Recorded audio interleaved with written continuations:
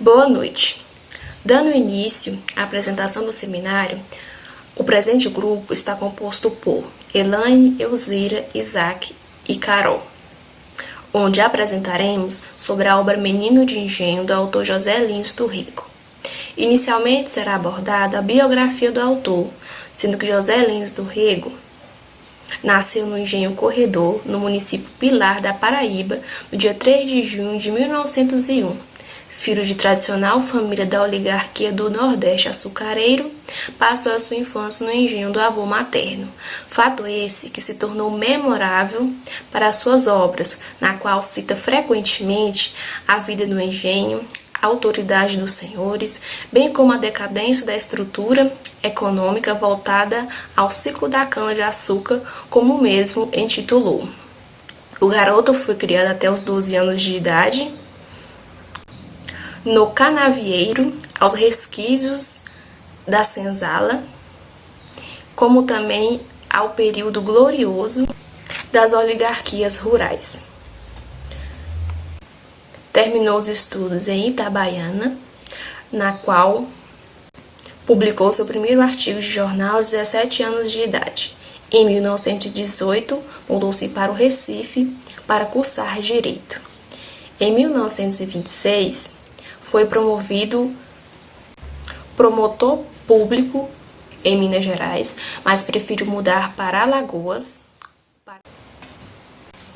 para ser fiscal de banco, na qual conheceu alguns autores e assim deu início ao regionalismo da década de 30. Tentou por muitas vezes publicar o seu primeiro livro, Menino de Engenho. Quando a editora resolveu publicar, tinha a condição de que o autor deveria arcar com as despesas. Assim, o romance ganhou o prêmio da Fundação Graça Aranha e deu início ao marco da carreira literária do autor. Mudou-se para o Rio de Janeiro e esteve constantemente próximo ao mundo literário e jornalístico. Mas, infelizmente, na mesma cidade que residia, o autor faleceu em 1957, aos 56 anos, com problema hepático. A obra pertence ao movimento regionalista do Nordeste, a qual procurava uma nova linguagem brasileira, cujas temáticas eram a sociopolítica, que revelava o olhar crítico do romancista sobre a realidade brasileira, e o caráter memorialístico, sendo que o próprio autor foi criado em um engenho, sendo o espaço de algumas narrativas. Com uma linguagem simples e direta, essa obra é o primeiro romance do ciclo da cana-de-açúcar, com o objetivo de retratar a realidade da sociedade patriarcal nordestina, conhecida também como canavieiro nordestino. Agora será abordado um resumo da obra. O livro inicia-se com Carlos, uma criança de apenas 4 anos de idade, que vive ao lado dos pais. Nos 3 primeiros capítulos, falam da passagem da vida do garoto, retratando um drama, sendo que o pai mata a própria mãe na sua frente e acaba indo para o hospício. Esse fato muda radicalmente a vida de Carlos. Nos próximos capítulos, retrata a vida do menino no engenho Santa Rosa, a qual seu tio Juca o leva para morar com seu avô materno e ser criado por sua tia Maria. O menino vai crescendo e os episódios da sua vida são retratados na história, mesmo que de forma rápida. O ambiente rural é muito bem retratado, com as plantações de cana, a maquinaria, as brincadeiras das crianças, os passeios de trem, os banhos nos rios, os conflitos da tia Sinhazinha, as idas à escola, o convívio com os negros na senzala, a caça aos passarinhos e a meditação da solidão no campo. Com o passar do tempo e com o costume no engenho, o garoto, ao longo da história, teve 3 paixões. A primeira é a professora Judite, a qual o ensinou por um determinado tempo. A segunda é a prima mais velha Maria Clara, com quem teve o seu primeiro beijo. Mas o garoto era muito apegado com a tia Maria. Logo, ela se casou e foi embora do engenho. Com essa partida, o garoto ficou muito abalado e assim foi criado de maneira solta. Com isso, o garoto teve sua primeira experiência sexual aos 12 anos de idade com a negra Zefa Cajá. Com isso, contraiu uma doença chamada doença de Mundo e ficou conhecido como libertino e perdido. Após todos no engenho ficarem sabendo do ocorrido, o avô José Paulino tem-se como uma solução eficaz para o garoto ser internado no colégio interno, sendo essa o término do romance com a viagem de Carlos de trem para o internato, na qual ele relata que está entrando no colégio com a alma mais suja que o corpo, pois só restaram as lembranças do que antecipou na sua vida desde a infância até o início da pré-adolescência.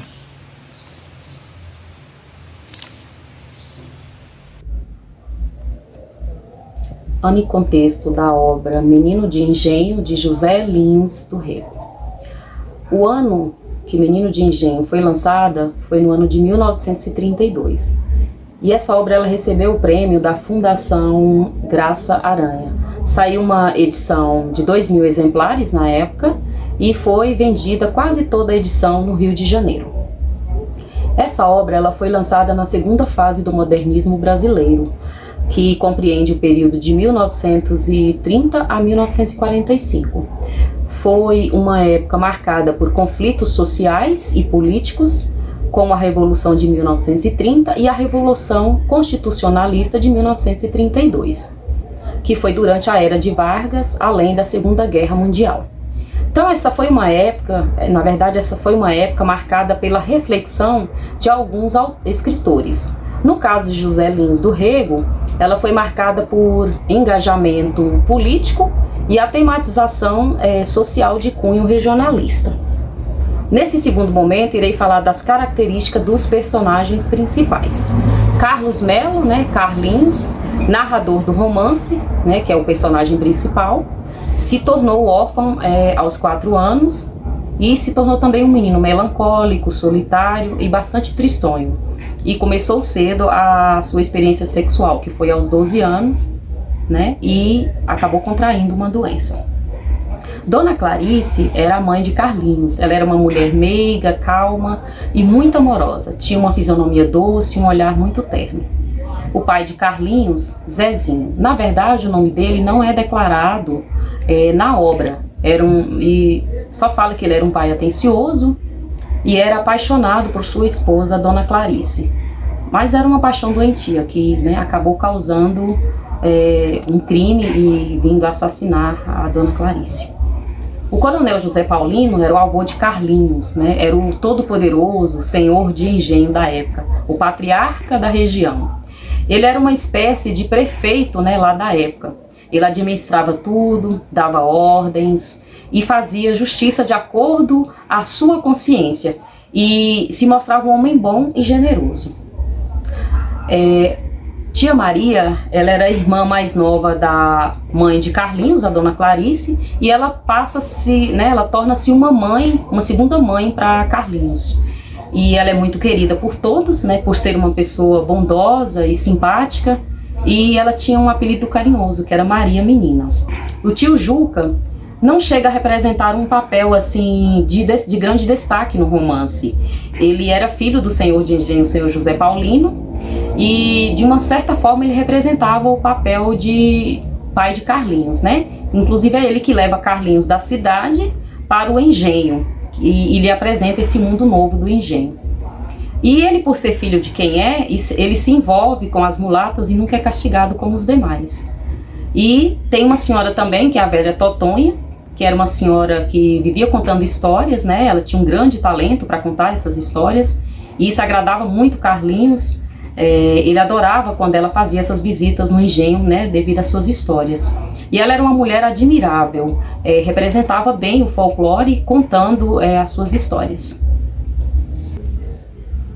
prima Lili, que veio a falecer, né, pois era muito doente e nunca estava nas brincadeiras com os meninos. O Carlinho descreve ela como magrinha e branca. Na época que isso aconteceu, o Carlinho sofreu muito, porque ele se afeiçoou muito à sua prima, que estava sempre acamada e doente. Mas então a prima Lili foi uma pessoa muito importante na vida do Carlinhos. E falar um pouquinho das paixões de Carlinhos também. A professora Judite, ela era esposa do Dr. Figueiredo. Era a pessoa que lhe ensinava a ler, e ele teve uma breve paixão, né, por essa professora. Ele dizia que esse afeto que ele sentia por ela era um afeto diferente do que ele sentia pela tia Maria dele. E isso foi só uma paixonite por essa professora, a dona Judite. Maria Clara, outra paixão do Carlinhos, que é a prima mais velha dele, né, que veio da cidade passar um tempo no engenho. E Carlinhos se apaixona por ela aos 8 anos de idade. E quando ela vai embora, ele sofre bastante. E tia Sinhazinha, que era uma senhora de 60 anos, cunhada do senhor José Paulino, e cuidava da casa e era vista como uma pessoa muito má. Ela era temida por todos, né? Todos tinham medo dela, principalmente os criados. E, por fim, a tão famosa Zefa Cajá. Essa foi a primeira mulher que Carlinhos conheceu como homem, de quem ele contraiu a doença, né? Uma doença que foi falada lá no início da fala. O que falar de José Lins do Rego? Eu quis colocar mais coisas.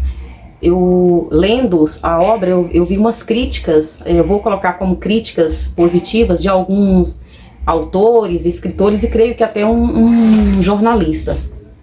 E eu escolhi 2 relatos, 2 críticas, assim, dois escritores que falavam, né, de José Lins. E como eu não tive, como nenhum de nós tivemos a oportunidade de conhecer esse autor tão maravilhoso, que eu me identifiquei muito com a fala, né, regionalista dele, assim, até porque eu convivo, como eu tive convivência com a minha avó, o meu pai é de um tempo, uma época mais antiga, então assim, tem certas falas da escrita dessa obra que eu reconheci e me identifico bem. Mas vamos falar agora sobre essas críticas positivas de alguns autores, escritores e inclusive, creio eu, um jornalista. João Ribeiro, ele publica um artigo no Jornal do Brasil no dia 8 de setembro de 1932. E ele faz uma saudação, né, à obra Menino de Engenho, com um entusiasmo incomum. Lá ele fala que o livro, ele usa até a palavra pungente, aí eu pesquisei, extremamente comovente, é de uma realidade profunda. Ele diz que a obra, ela retrata o espelho do que se passa na sociedade rural e nas cidades do norte e do sul, inclusive de todo o Brasil. E ele ainda ressalta que até um pouco de todo o mundo. E ele ainda fala que o realismo de José Lins pode até desagradar algumas pessoas que não amam a verdade, se essa verdade ela não for assim colorida, enganada. E ele também complementa sua fala dizendo que é exatamente por isso que a obra empolga a atenção e a curiosidade do leitor. E aí vem complementando, né, eu falo fechando com chave de ouro, Pedro Dantas, né, ele resume bem José Lins do Rego. Ele diz que ele não escrevia sem ter o que contar e que a literatura dele não era falsa. Então eu li vários relatos de vários escritores, autores, falando bem do José Lins, descrevendo a pessoa dele, que ele escrevia o que ele vivenciava. E eu me identifiquei bastante com a obra, com a fala, com a história em si. E eu creio que é um escritor que todos, né, gostaram de trabalhar, e é uma obra maravilhosa de se ler, você se encanta do início ao fim, né, com o escrito, né, com esse romance, Menino de Engenho. Falando um pouco sobre a estrutura da obra, né, a versão em PDF ela conta com 146 páginas e está dividida em 38 capítulos, né? A gente percebe a demarcação dos capítulos pela utilização de caixa alta no início de cada capítulo, né? No início ali do parágrafo, todas as letras maiúsculas.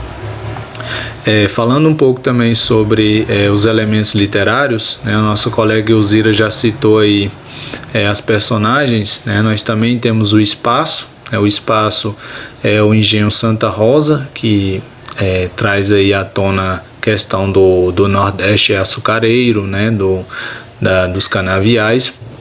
E dentro desse engenho a gente percebe alguns lugares predominantes, que são a Casa Grande, a Senzala, a Cachoeira, né, os engenhos vizinhos, como o Santa Fé, e enfim. Aí agora, com relação ao tempo, a gente percebe que em algum período após a abolição da escravidão, após a assinatura da Lei Áurea, porque a gente percebe ainda muito forte a estrutura escravagista. E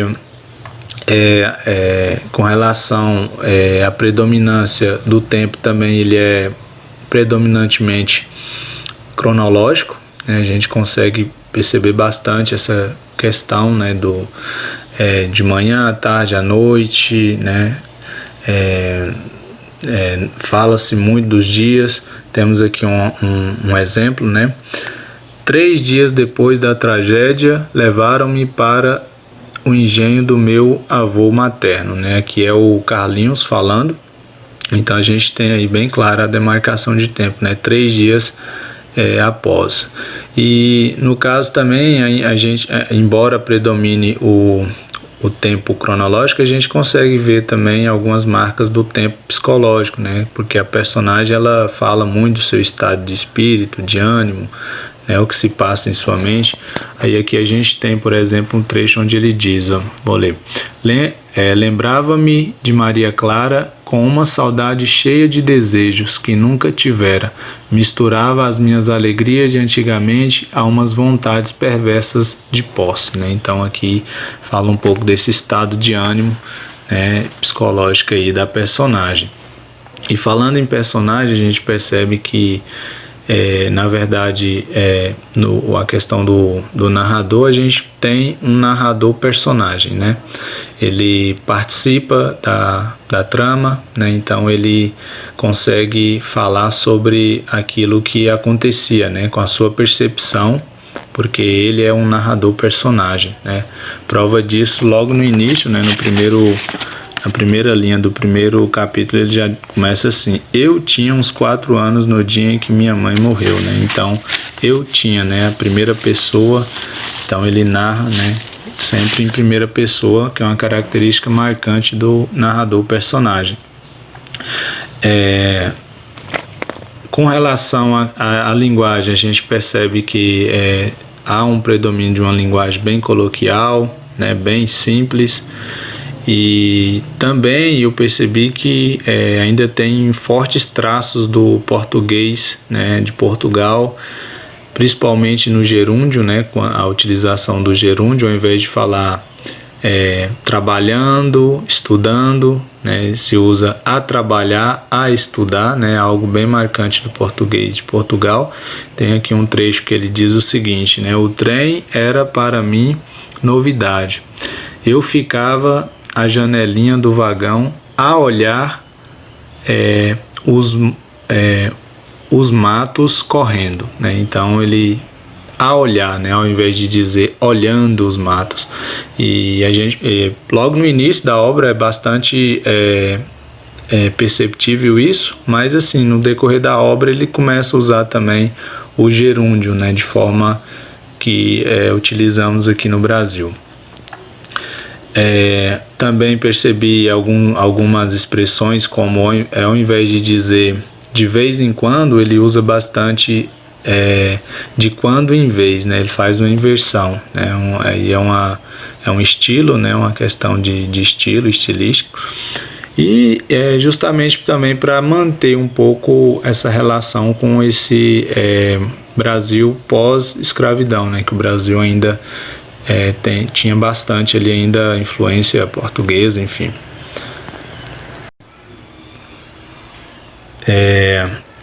Então, falando um pouco sobre as minhas impressões gerais da obra, eu posso citar que é perceptível, né, como eu havia dito antes, que a estrutura escravagista, o racismo estrutural, né, enfim, ele ainda estava bem presente, né? Se nos dias de hoje a gente consegue ainda sentir, né, os resquícios da escravidão, imagina naquele período, né, pós-abolição, né?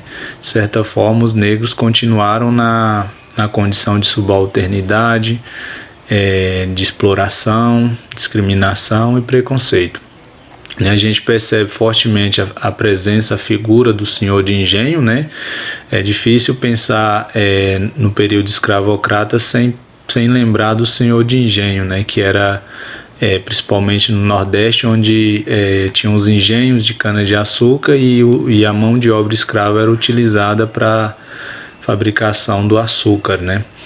E nesse sentido, além do senhor de engenho, tivemos outras atividades econômicas que exploraram a mão de obra escrava, que foi as minas, né, de diamante, de ouro, de pedras preciosas, principalmente em Minas Gerais, Goiás e Mato Grosso.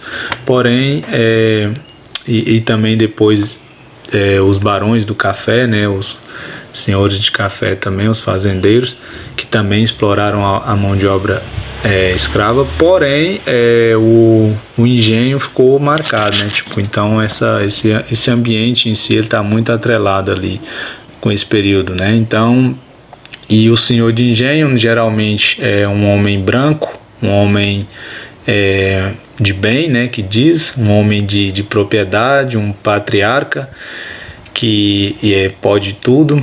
E geralmente um homem cristão, um católico, né? Por mais que não vá à igreja, mas era status, né? Você ser branco, ter terras, ser proprietário de escravos, ser o patriarca e ser cristão, né? Esse era o homem de bem daquele período, né? Aí a gente percebe, aí aqui, como eu falei, é perceptível quanto que a estrutura da escravidão ainda estava colocada de tal forma que o negro ele ainda sentia, né, bastante o peso dessa servidão, né? Separei aqui alguns trechos, né? Tem uma parte aqui que o Carlinhos, né, o narrador personagem, ele diz: o meu avô mandou botar o cabra no tronco e nós fomos vê-lo. Estendido no chão, com o pé metido no furo do suplício. Raramente eu tinha visto gente no tronco. Somente um negro ladrão de cavalos ficara ali até que chegassem os soldados da vila, que o levaram. Então era bastante comum esse tipo de castigo, né? A obra ainda faz essa crítica que, embora a escravidão já tinha sido abolida, mas você ainda percebia os coronéis, os senhores de engenho, eles ainda castigavam os negros, né, como se fossem suas propriedades, né, tipo, colocava no tronco. Nesse caso específico aqui foi por conta de uma outra negra que tinha falado que esse rapaz tinha abusado dela e não sei sem o que. Então, sem nenhuma investigação, eles já pegaram o rapaz e colocaram no tronco, né? Não passava por um tribunal, por uma averiguação. A lei era feita por eles mesmos. Aí depois descobriu que não era verdade. Então o rapaz ficou no tronco ali sofrendo injustamente, né? Mas enfim, temos também logo depois tem uma parte que ele fala também de uma narração de um senhor que falava que viu um negro que estava ali destacando, né? E de repente isso incomodou um senhor de engenho que olhou para aquele negro ali e já quis comprar ele, mas aí ficou sabendo que ele era só metade escravo. Existiam essas discrepâncias, né, na escravidão. Tipo, o cara ele não era totalmente escravo porque ele pertencia a dois donos e um dos donos deu a liberdade para ele. Então ele era metade forro, né? Que eles falam, forro é alforriado. Então o cara comprou a metade que era escrava e na hora de castigava só uma parte do corpo dele, porque era a parte que pertencia a ele. Só para você ver a que ponto chega, né, essa questão da escravidão, o que enfim. E aí depois também o Carlinhos ele faz o seguinte relato: o costume de ver todo dia esta gente na sua degradação me habituava com a sua desgraça. Então era comum ver o negro, as pessoas naquela degradação, trabalhando muito, ganhando quase nada, enfim. Nunca, menino, tive pena deles. Então o Carlinhos, né, uma coisa comum, então ele não chegava a sentir pena, né, dos negros. Achava muito natural que vivessem dormindo em chiqueiros, comendo um nada, trabalhando como burros de carga. A minha compreensão da vida fazia-me ver nisto uma obra de Deus. Eles nasceram assim, porque Deus quisera, e porque Deus quisera, nós éramos brancos e mandávamos neles. Então, essa questão da legitimização, onde eu cito a questão da religião, porque muitos procuravam justificar na religião que a escravidão também era permitida, né, de certa forma, e que aqui ele fala, né, que aquilo era permitido por Deus e eles nasceram brancos, então tinha privilégios e podiam mandar nos negros. Você vê, depois da escravidão, né, ainda mantinha esse pensamento. Enfim, aí existe essa questão do determinismo, né, de que isso é comum. E que é assim mesmo, a naturalização é onde a gente fala sobre o racismo estrutural. Para todo mundo, o negro na subalternidade, encarcerado, enfim, nas favelas, de certa forma sendo violentamente assassinado e discriminado, de certa forma ainda é comum a gente ver isso, né? Muita gente vê com certa naturalidade ainda hoje. Dando continuidade, né, temos também aqui que eu percebi um traço bem marcante, essa ou na verdade super sexualização do corpo negro, né? Então a gente percebe que naquele tempo os senhores de engenho já abusavam, né, das suas escravas, enfim, depois da escravidão ali das moças, né, que trabalhavam, então era comum. Né? E aí a gente percebe que o negro, né, daquele período, né, se criou essa imagem do negro como objeto de exploração sexual e também de potência sexual, né? Por isso a gente escuta até o dia de hoje falar que o negro é superdotado, que a negra é a cor do pecado, que tem os seios grandes, a bunda grande, temos a globeleza e série de outras coisas que colocam o negro assim de certa forma como objeto, né? Seja o homem, seja a mulher. A gente tem o mulato, né, também, e aqui a gente vê bastante o traço do naturalismo, nessa coisa do homem selvagem, do homem no seu estado de natureza, de certa forma, agindo por instinto. Mas aqui ele traz essa questão da negra, do negro como um ser selvagem sexualmente, né? Aqui ele fala: a negra Luísa fazia-me de comparsa das suas depravações antecipadas. Aí lá na frente ele fala: a moleca me iniciava naquele verdor de idade, nas suas concupiscências de mulata incendiada de luxúria. Nem sei contar o que ela fazia comigo. Levava-me para os banhos de beira do rio, sujando a minha castidade de criança. A sombra negra do pecado se juntava aos meus desesperos de menino contrariado. Então aqui falando como se ele, né, tipo, embora fosse criança e tal, mas trata a negra, né, como esse ser luxurioso, né, como eu acabei de falar.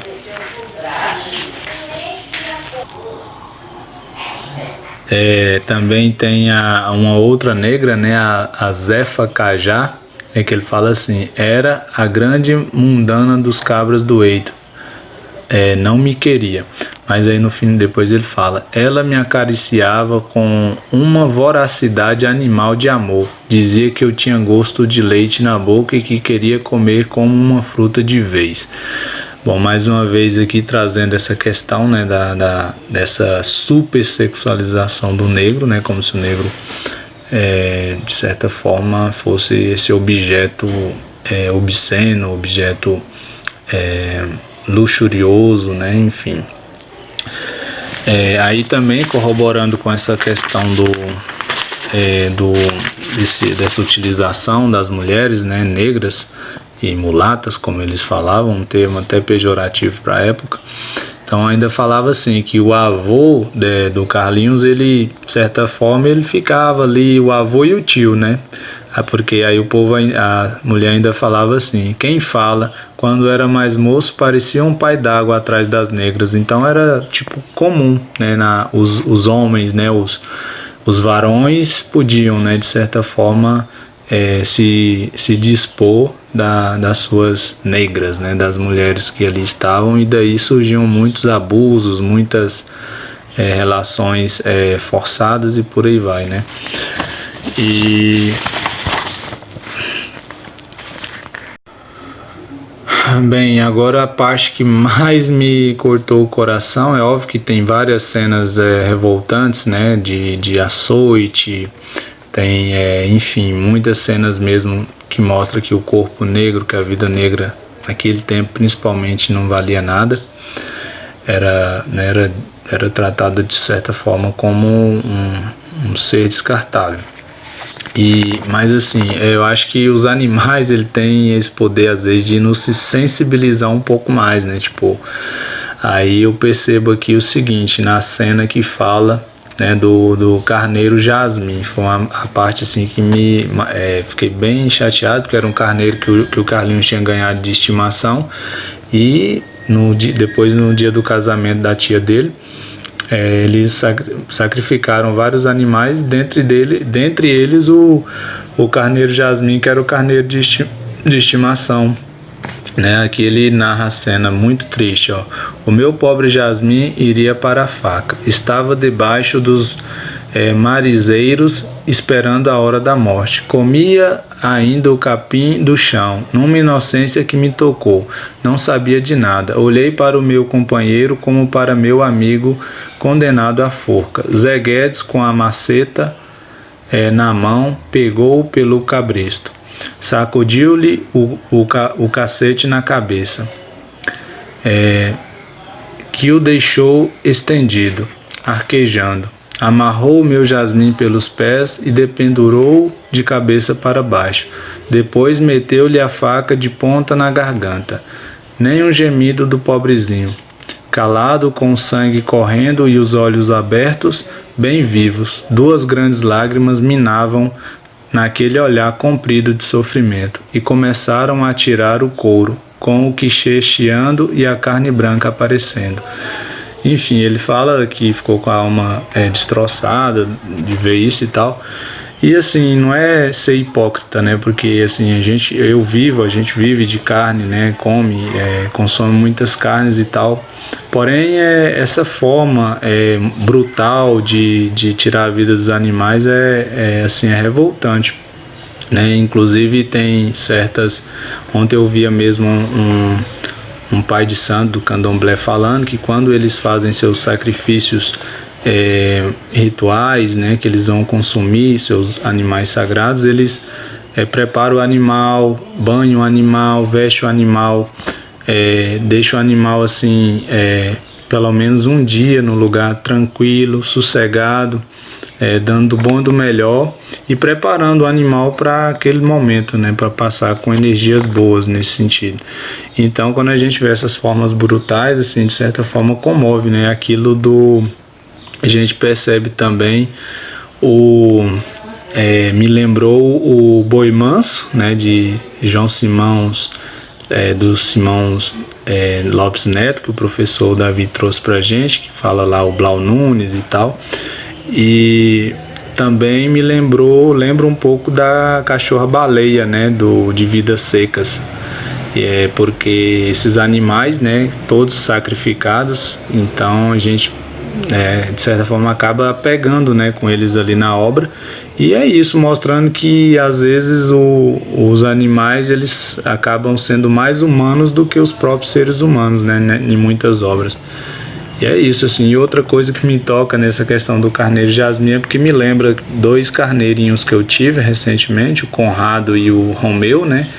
Então eu não como carne de nem caprinos nem ovinos, né? Nem carneiro, nem bode, nem ovelha, enfim, porque eu tenho essa ligação aí afetiva com eles.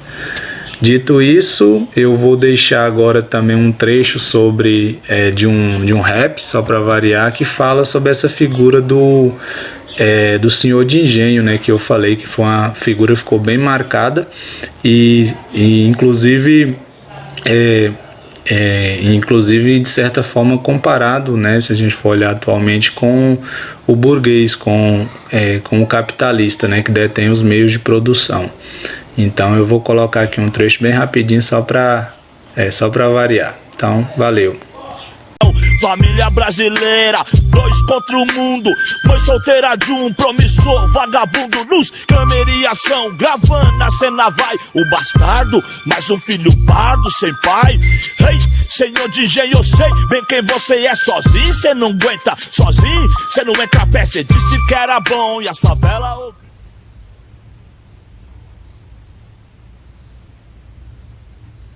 A trama da obra se inicia com a morte da mãe de Carlinhos, Clarice, e com a prisão de seu pai. A partir disso, o menino foi levado para viver no engenho com seu avô e com a sua tia. Ele foi muito bem recebido, acolhido como um filho, e durante o tempo que passou no engenho, ele viveu grandes experiências. Dentre elas, levar uma surra da sinhazinha, que era uma espécie de governanta da casa. Isso foi marcante porque, para o leitor, foi possível perceber o momento que, de certa forma, o gênio do menino se formava, a sua personalidade. E, a partir desse momento da surra, podemos perceber um outro Carlinhos, mais malicioso, com outras características. O Carlinhos, ele teve paixões, momentos de aprontar, de se divertir e momentos também de grande aprendizado. Nesses momentos de aprontar, ele acabou ficando conhecido como libertino e perdido, e a partir daí foi que o seu avô decidiu mandá-lo para o internato, na esperança de que ele mudasse o seu gênio, de que ele se tornasse uma pessoa melhor. Ele até disse que estudar era uma coisa que o Carlinhos não iria se arrepender. E a trama dessa obra, ela está marcada por grandes perdas, do início ao fim. Como eu disse, começa com a morte da mãe de Carlinhos e encerra com a ida dele, a saída dele, melhor dizendo, do engenho, a sua ida para o internato. Durante a obra ele teve outras perdas, mas essas duas são marcantes para ele porque provocaram reviravoltas em sua vida, e a saída dele do engenho significou para ele deixar para trás tudo o que ele aprendeu ali, todas as experiências que ele vivenciou. Foi difícil para ele ir embora e se despedir dos meninos que acenavam para ele, e a trama ela está relacionada com isso, questão de perdas, questão de um amadurecimento precoce do personagem Carlinhos, e com a questão da vivência em família. Ele viveu em 2 ambientes completamente diferentes, e a trama ela retrata tudo isso.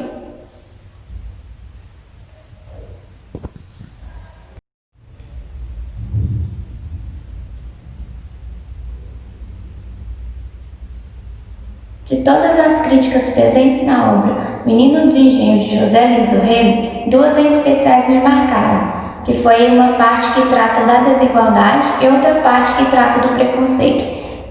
Em relação ao preconceito, ele se passa numa cena onde o menino está conversando com a sua tia e ela diz que ele está negro, nem parecia gente branca e nem que tinha vindo da cidade. Ela ainda disse que aquilo era para os meninos do engenho, que eles estavam acostumados com aquela realidade e não para ele, que ele não aguentava. Então, assim, o preconceito está nessa comparação que a tia do Carlinhos faz, como se só o negro aguentasse passar pela seca, pela miséria, pela fome e ainda continuasse de pé, e os brancos não tivessem que passar por isso, como se os meninos do engenho pudessem passar por isso e o Carlinhos, por ser branco, não pudesse. E, na verdade, ele queria estar com os outros meninos e, por conta desse preconceito que vinha da parte dos adultos, ele não podia. E uma outra parte que me marcou em relação à desigualdade foi no ambiente escolar. onde o Carlinhos ele tinha um copo separado para ele, tinha uma cadeira confortável com uma palhinha, enquanto os outros meninos compartilhavam o mesmo copo e sentavam em qualquer caixote que tinham no chão. E também na volta da escola, onde o Carlinhos voltava num cavalo branco acompanhado e os outros meninos tinham que voltar a pé carregando seus baús. Então, assim, percebe-se essa desigualdade bastante evidenciada e o personagem Carlinhos, ele até diz que ele se sentia contente com aquela miséria.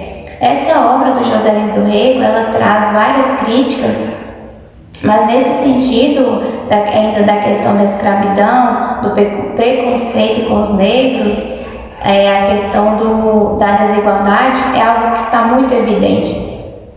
E uma outra parte que me marcou foi no momento em que o Carlinhos se sentiu mal, porque a sua tia o proibiu de passear com os meninos. E ele ficava pensando e sofrendo, imaginando por que as outras crianças podiam sair para brincar, para aprontar, para tomar banho no rio, enquanto ele não podia. Só que, na verdade, ele ainda não tinha essa visão de que os meninos, enquanto crianças, tinham essa liberdade, mas quando adultos estavam fadados a serem servos, a viver ali no engenho, prestando serviço no eito, na roça. E tudo bem, quando criança era livre, mas quando se tornasse adulto estava preso. Então o Carlinhos ele não percebia, ele queria ter aquilo para ele, só que ele, como sendo branco, não teria que viver no futuro que aquelas crianças iriam viver. Essas foram as partes que me marcaram, por essa questão da crítica social que o autor José Lins do Rego apresenta em sua obra.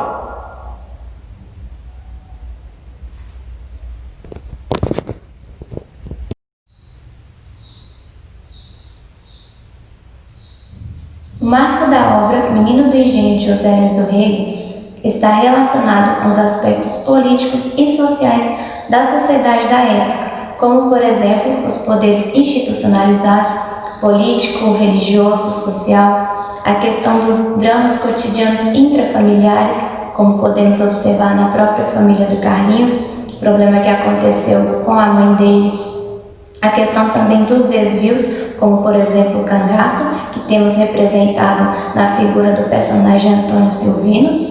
Temos também a relação de paternalismo que existia entre o senhor do engenho e os homens do eito, que eram os homens da roça. Temos também a marca ainda escravagista, essa questão ainda da servidão, da escravidão ainda estava muito presente.